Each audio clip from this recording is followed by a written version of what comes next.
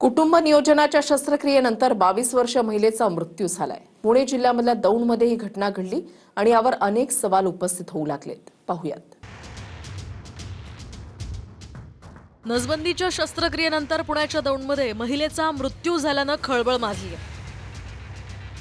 वातावरण तापल्यानंतर स्थानिक आरोग्य अधिकाऱ्यांनी चौकशीचे आदेश देत 2 दिवसात अहवाल समोर येणार असल्याचं म्हटलंय।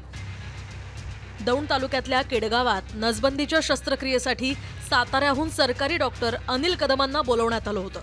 त्या दिवशी सर्जन अनिल कदमांनी तब्बल 97 शस्त्रक्रिया केल्या। त्यापैकी एक रंजना केसकरांना शस्त्रक्रियेनंतर रक्तस्राव झाला। नंतर पुण्याच्या ससूनमध्ये नेलं गेलं, मात्र तिथे त्यांचा मृत्यू झाला।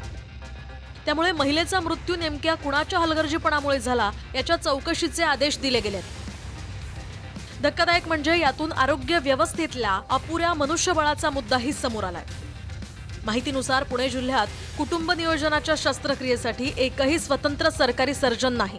त्यामुळे साताऱ्याहून सर्जन अनिल कदम हे सातारा, सांगली आणि पुणे या तिन्ही जिल्ह्यांमध्ये शस्त्रक्रिया करण्यासाठी येतात। गेली 2 वर्ष साताऱ्यातून येऊन ते पुणे जिल्ह्यात शस्त्रक्रिया करतात।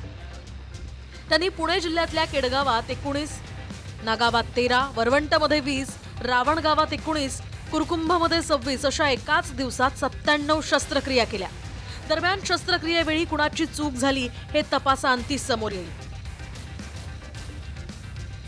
मात्र स्वतः सरकारच कुटुंब नियोजन शस्त्रक्रियेचा प्रचार करत असताना त्यांच्याकडे पुरेसे सरकारी सर्जनही का नाहीत हा देखील प्रश्न विचारला जातोय।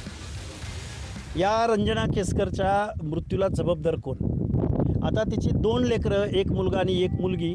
आता ते लहान लेकरं आहे। आम्ही आता यांच्या कुटुंबामध्ये सकाळी आलो तर त्या मुलीच्या आजीनं सांगितलं की ती 7-8 महिन्याची मुलगी आहे, तिला वरचं दूध तर पचत नाही आहे। तर त्या मुलीला दूध कोण पाजते? तर वस्तीवरच्या इतर आयाबाया येत आहेत आणि तिला दूध पाजत आहेत। हा पुरोगामी महाराष्ट्र आहे। याची जबाबदारी कोण घेणार? हजारो कोटी रुपयाचा निधी दिल्याचा दावा पुरोगामी महाराष्ट्राचे नेते, सत्ताधारी, आरोग्य विभागाचे, मुख्यमंत्री सहायता कक्षाचे लोक दावे करत आहेत। अरे मग पुणे जिल्ह्याला एक सर्जन मिळत नाही।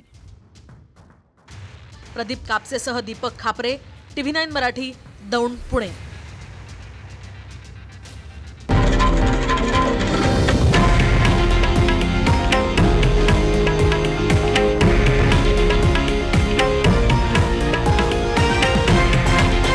हे आहे देशातील नंबर 1 न्यूज नेटवर्क आणि आपण पाहत आहात TV9 मराठी, एकमेव।